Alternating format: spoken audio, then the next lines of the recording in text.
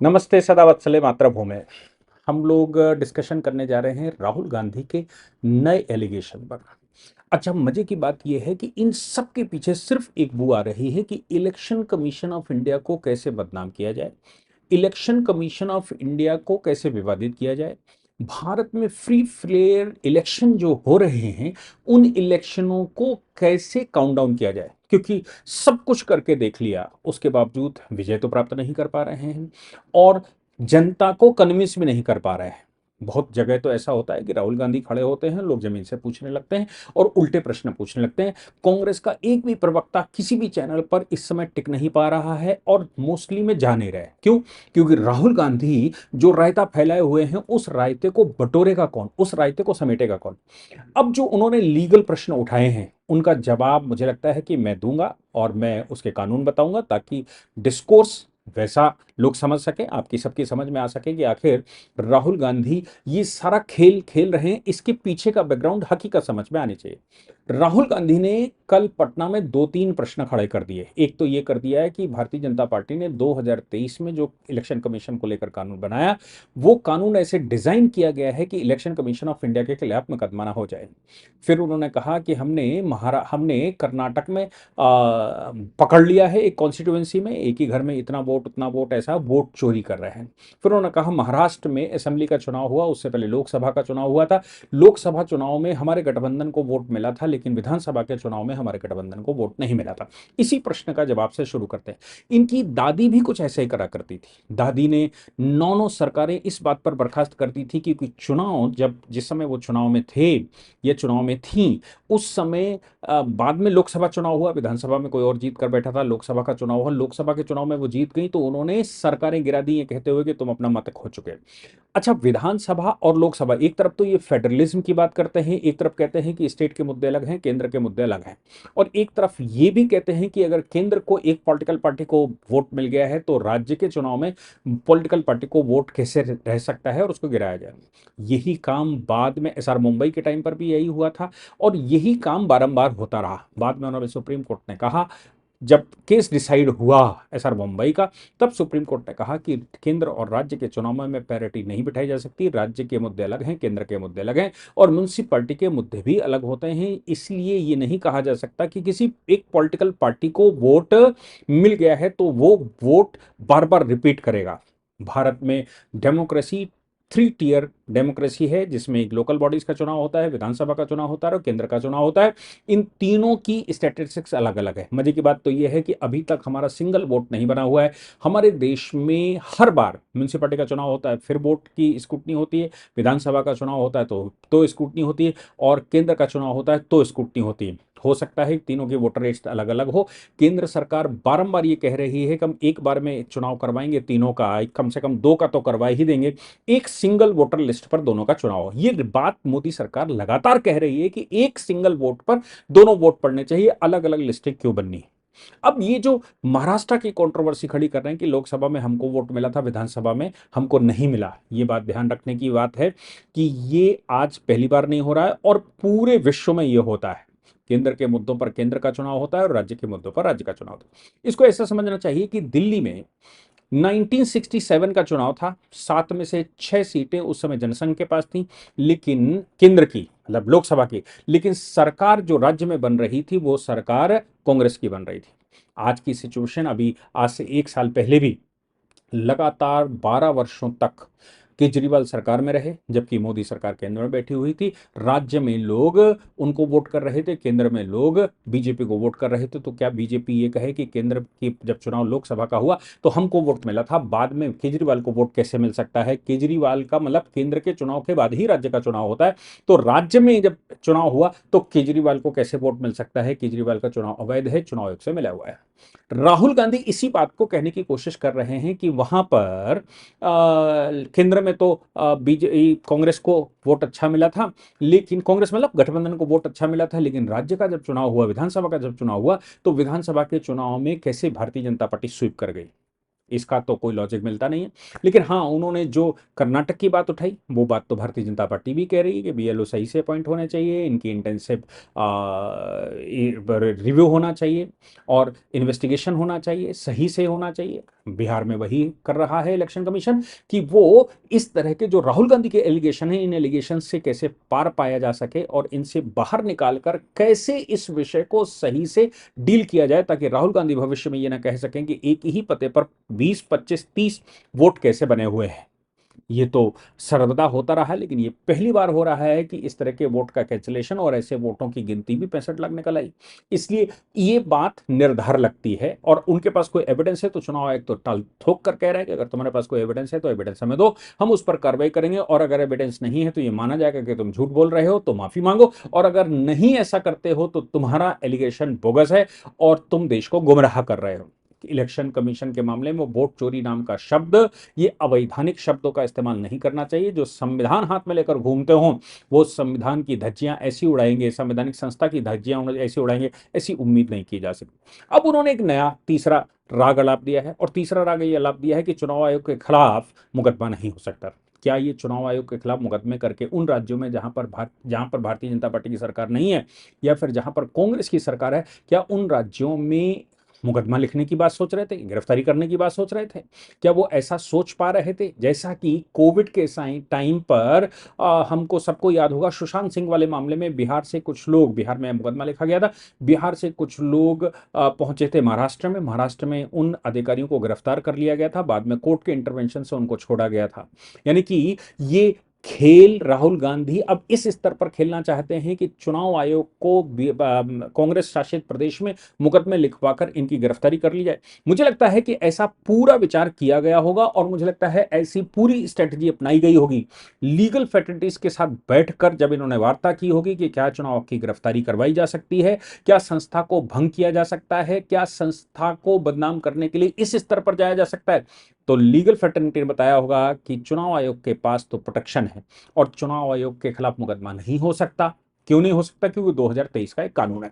अब ये 2023 का कानून जो राहुल गांधी ने प्रपोज किया है, उस कानून की कंट्रोवर्सी हमको समझ में आनी चाहिए। हम सबको याद होगा कि 2023 में 5 जजेस की बेंच के सामने एक मामला गया था, जिसमें यह कहा गया था कि चीफ इलेक्शन कमीशन और इलेक्शन कमीशन का जो अपॉइंटमेंट है, वो अपॉइंटमेंट सरकार को नहीं करना चाहिए, वो अपॉइंटमेंट एक अलग से कमेटी को करना चाहिए। उस समय सुप्रीम कोर्ट के 5 जजेस की बेंच ने एक डायरेक्शन जारी कर दिया था, चीफ जस्टिस ऑफ इंडिया को उस कमेटी में डाल दिया था, और कहा था कि जब तक केंद्र सरकार कोई नया कानून ना बना दे तब तक। क्यों? क्योंकि इसके पीछे का जो मुद्दा वो कह रहे थे, वो कह रहे थे एग्जीक्यूटिव इन्फ्लुएंस से बाहर होना चाहिए चुनाव आयोग। एग्जीक्यूटिव इन्फ्लुएंस का मतलब होता है सरकारों के दायरे से चुनाव आयोग बाहर होना चाहिए, उसका अपॉइंटमेंट भी सरकारों के दायरे में नहीं आना चाहिए। अपॉइंटमेंट चूंकि सरकारों के दायरे में आता है और केंद्र सरकार उसका अपॉइंटमेंट करती है, इसलिए यह संभव है कि चुनाव आयोग कुछ गड़बड़ करते। केंद्र सरकार को डायरेक्शन दिया गया था कि आप उस पर कानून पास करते हैं। कानून केंद्र सरकार ने पास नहीं किया, कानून संसद में रखा गया। संसद में राहुल गांधी की पार्टी भी रही होगी। 2023 में संसद में कानून लाकर चीफ इलेक्शन कमीशन और इलेक्शन कमीशन के अपॉइंटमेंट को लेकर, जिसको कहा गया election commission, chief election commission and other election commission appointment condition of service and terms of office act 2023, यानी कि इसको शॉर्ट में कहें election commission and other election commission act 2023, appointment condition of service and terms of office, ये उसका नाम था। इसने पुराना वाला जो कानून 1991 में बनाया गया था, उस 1991 के कानून को रिप्लेस किया था। और जब ये कानून बनाया तो सुप्रीम कोर्ट ने जो जजमेंट दे दिया था जया ठाकुर के केस में, और जया ठाकुर के वो सॉरी जो बर्नवाल के केस में जजमेंट दे दिया था। मैं आपको बता दूं यहां पर कि बर्नवाल का केस आया था अभी सुप्रीम कोर्ट में, और उस केस में Anoop Barnwal versus Union of India, Anoop Barnwal versus Union of India के ही केस में सुप्रीम कोर्ट ने 1991 के कानूनों के होते हुए भी एक नया जजमेंट करके इलेक्शन उसमें चीफ जस्टिस ऑफ इंडिया को डाला था। बाद में 2023 का कानून है, और ये कहा गया था कि जब तक सरकार नया कानून पास नहीं करती, जब तक पार्लियामेंट से नया कानून ना आ जाए, तब तक चीफ जस्टिस ऑफ इंडिया इस कमेटी में रहेंगे। 2023 में कानून पास हुआ, चीफ जस्टिस ऑफ इंडिया को निकाल दिया गया, बाकी का procedure leader of opposition, leader of ये वो सब उसमें तय कर दिया गया। अब जो इस समय का कानून है उसमें लीडर ऑफ अपोजिशन भी रहता है, लोकसभा में leader of opposition in the Lok Sabha उसका पार्ट होता है, चीफ जस्टिस ऑफ इंडिया उसका पार्ट था, केंद्र का कुछ कानून मंत्री और ये वो उसके पार्ट थे। बाद में इलेक्शन वो उसको चीफ जस्टिस ऑफ इंडिया का निकाल दिया गया और बाकी उसमें रह गए। 1991 के कानून को पलट दिया गया। इस कानून में यह सुनिश्चित किया गया कि ऐसा ना हो कि चीफ इलेक्शन कमीशन के खिलाफ कोई मुकदमेबाजी करते। हालांकि ये कहने की कोई आवश्यकता नहीं है, हालांकि इस केस को दोबारा, इस जो कानून था इसको दोबारा सुप्रीम कोर्ट में चैलेंज किया गया था, दोबारा चैलेंज किया गया था जया ठाकुर के द्वारा। Jaya Thakur versus Union of India में ऑनरेबल सुप्रीम कोर्ट ने उस समय पिटीशन ये कहते हुए डिसमिस की थी, जहां तक मुझे याद है, कि भाई कानून बन गया है, केंद्र का डोमेन बनता है, चीफ जस्टिस ऑफ इंडिया तब तक के लिए ही रहे थे जब तक के लिए ऑर्डर था। अब चूंकि नया कानून बन गया है और नया कानून बना है तो वो कानून वैलिड है, अब इसमें कोई प्रश्न नहीं होता। लीगल चैलेंजेस को खत्म कर दिया गया था, इंडिविजुअल पिटीशन थी। जहां तक मुझे याद है, सही से मैं उसको रिसाइकिल नहीं कर पा रहा हूं, लेकिन जया ठाकुर का केस हुआ करता था, इतना मुझे याद है, और अनूप बर्लवाल का ये केस हुआ करता था। अब सवाल ये पैदा होता है इन मामलों में कि क्या चीफ जस्टिस ऑफ इंडिया, क्या चीफ इलेक्शन कमीशन और इलेक्शन कमीशन ऑफ इंडिया को प्रोटेक्शन इस कानून से 2023 के दिया गया, जैसा कि राहुल गांधी ने किया।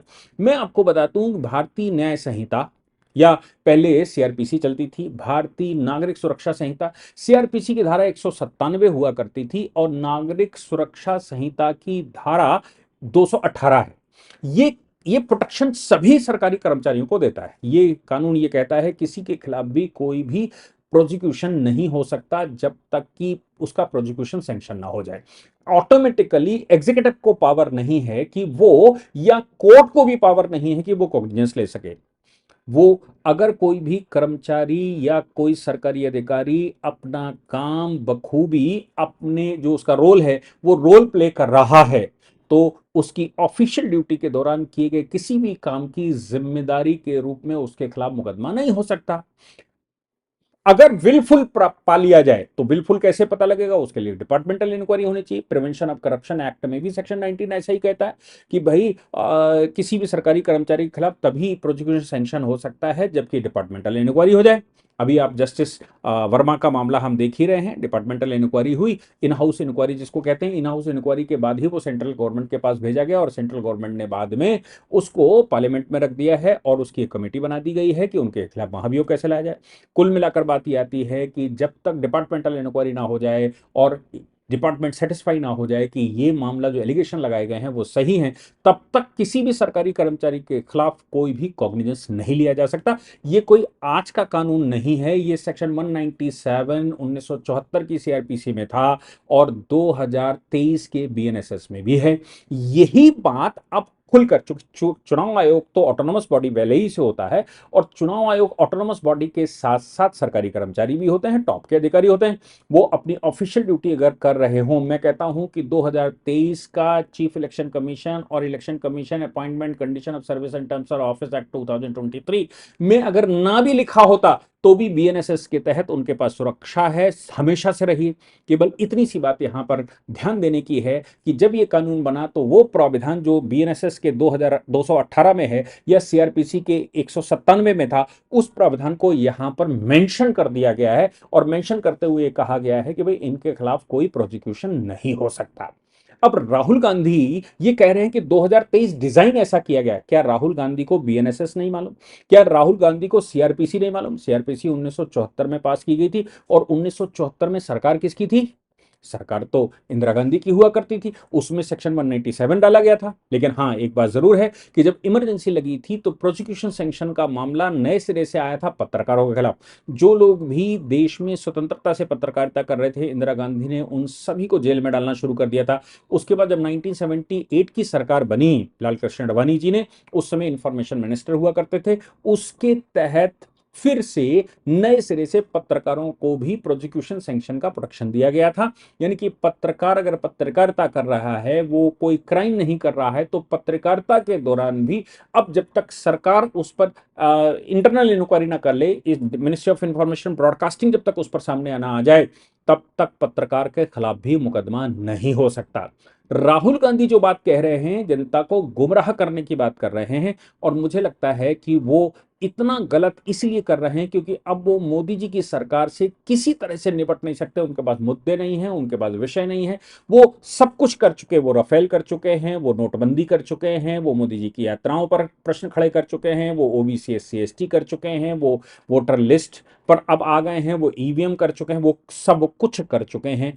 अब वो इलेक्शन कमीशन ऑफ इंडिया को डिस्प्यूटेड करके वो देश में अराजकता के अलावा कुछ और नहीं फैलाना चाहते। मुझे लगता है कि किसी भी इस प्रकार की संवैधानिक संस्था के खिलाफ इस प्रकार का डिफेमेटरी स्टेटमेंट देना और देश में अराजकता फैलाने का मामला यूएपीए का मामला बनता है और राहुल गांधी जैसे लोगों की यूएपीए में गिरफ्तारी होनी चाहिए। मैं उसकी घोर रिकमेंडेशन करता हूं।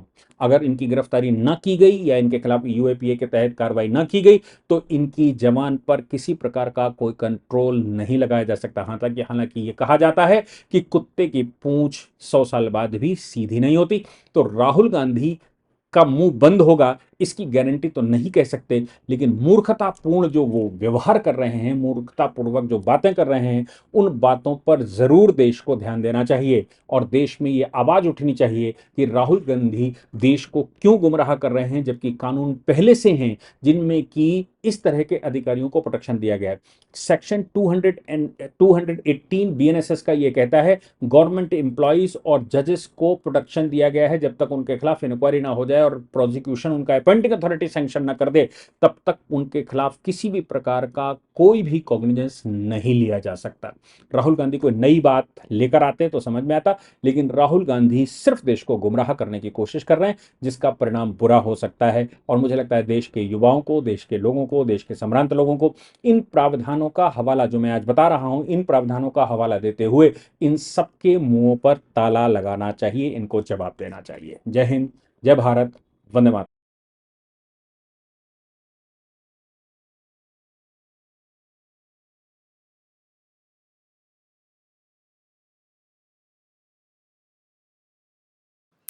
इस पूरी ऑर्गेनाइजेशन को चलाने के लिए आप नीचे डिस्क्रिप्शन से हमारे ऐप को डाउनलोड कर सकते हैं, जिससे कि लॉ स्टूडेंट्स को, लॉयर्स को और आम आदमी जो लॉ जानना चाहता है वो पेड क्लासेस का लाभ ले सकता है।